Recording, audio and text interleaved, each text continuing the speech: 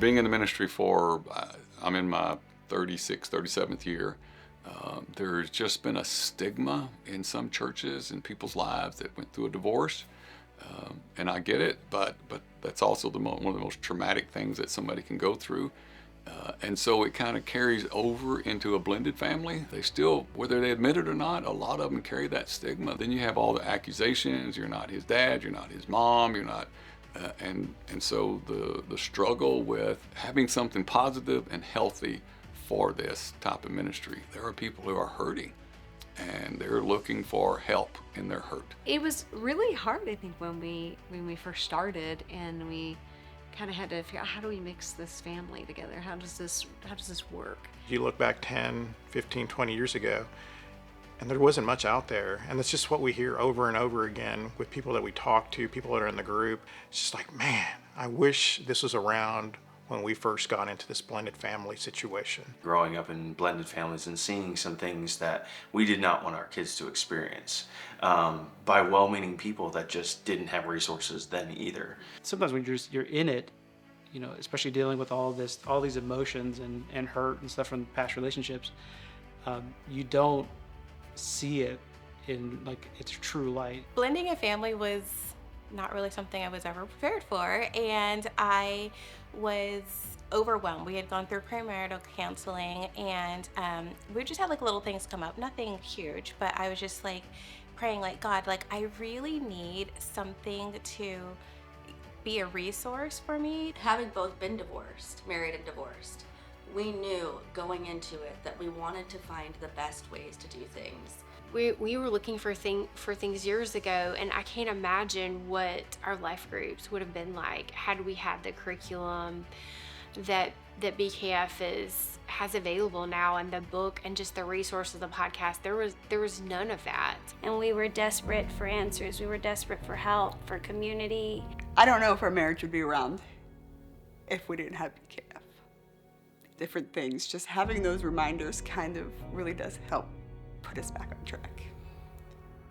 I remember going to our first meeting there, and it was actually a God thing though, because it was just us and Vanessa and Scott.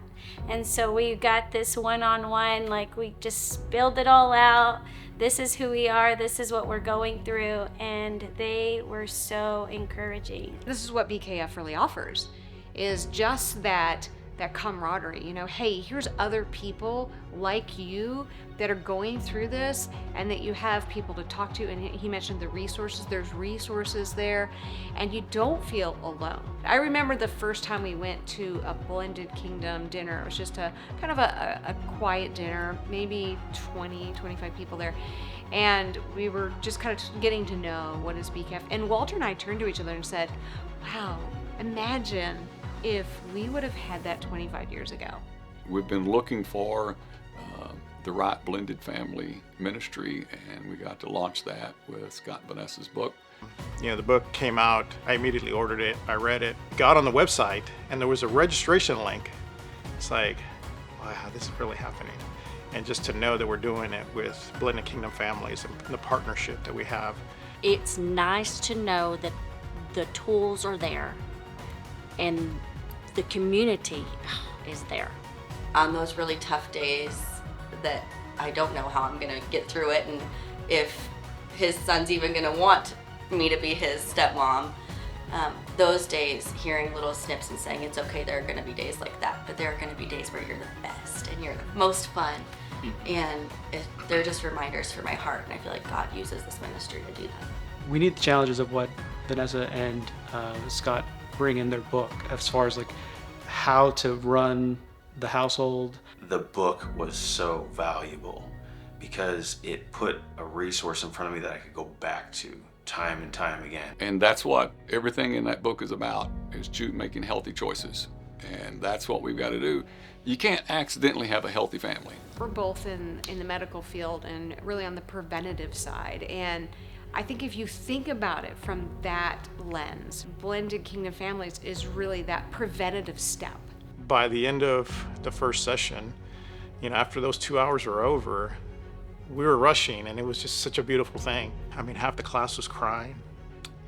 Everybody's laughing, everybody's crying, people are angry, people are sad. Every single emotion's in there. You would have thought that that group had been together for years. The road bumps that we had in this blended family situation, he's going to use those for his good. I can promise you is that we're not building this house on sand. We're building it on a rock. We're going to have a strong foundation. You're going to have the resources. Just having those conversations, some of it was validating, some of it was thought-provoking, to have that just to give you a different perspective. I mean, I look forward for Monday nights. I'm a Bible study girl. I love Bible studies. And the conference was, like you said, it was gold. It was a light bulb moment for me. And I was like, oh, okay, like, so I can navigate it this way, or, you know, this is how God, like, designed things to be. Overall, what BKF means to us, just the mission behind it, and is just hope and encouragement and resources. We are so wanting to do it right this time and get the firm foundation. It's such a blessing once you get here. Because then you're like, oh, I'm not the only one. We're not alone. We're doing this together, but we're also having community. Blended kingdom families, you think of the family units, but I would say BKF really is about a big family of these smaller families. The bigger that we can get this ministry, the better chances we have of breaking those generational curses. It's created the conversation. We have to start the conversation. If we don't, then we're ignoring the problem. That's what BKF has done, is you just throw it down and say, okay, we got to talk about blended families. Now, how do we learn from the mistakes of our previous marriages and keep these kids as stable as possible and have a good, stable relationship? Because it's easy to hit the easy button, right? You know, if things are getting hard in this blended family thing, what are we going to do? Hit the easy button and quit. This ministry has changed our life, our lives, our family. It has brought so much fruit and so much joy to us, just having access to it. And we support them in every way that we can, whether it's sharing financially, giving resources out to others. And I can't imagine a better way to be the light. And I'm so proud to be able to be a part of this. We've partnered with BKF by making financial donations and making it known that we're available as a resource. This is still a small ministry, but it's global already, and it's growing significantly. The Lord has chosen to use this particular set of people, Scott and Vanessa, this BKF as it grows, this curriculum. He's chosen to use it to open up doors for families to get together, to form communities, to be a support, to learn how to do this and honor God. Whether you are a blended family or you are not a blended family, this is something that you can get behind, because we are redeeming and restoring families. Generations are being restored through this ministry. And you're missing out if you're not supporting it. You are. Because there is going to be a shift, and this next generation is going to rise up with an entirely different view of marriage and faith. And God is moving in that next generation. And right now we are blending, and we are choosing to be successful and choosing to pour into BKF as a couple and as a family, because we see what this can be for everybody that gets to be impacted by it. And so I really encourage anyone who is just exploring BKF to embrace it. And so many lives are being changed, and drastically has been changed for forever. And so now we're one of those couples, and we want to see other couples like us who went from hopeless to hopeful. And I would always come back to praying and asking what the Holy Spirit is telling you to do. Sharing the message with a friend or a family that you know is blending, because that's not your season, but someone else's. You have no idea how that could impact their lives. Whether if you're a blended family, use the resources, dive into them. Don't be scared, don't be hesitant. You have nothing to lose other than the stigma.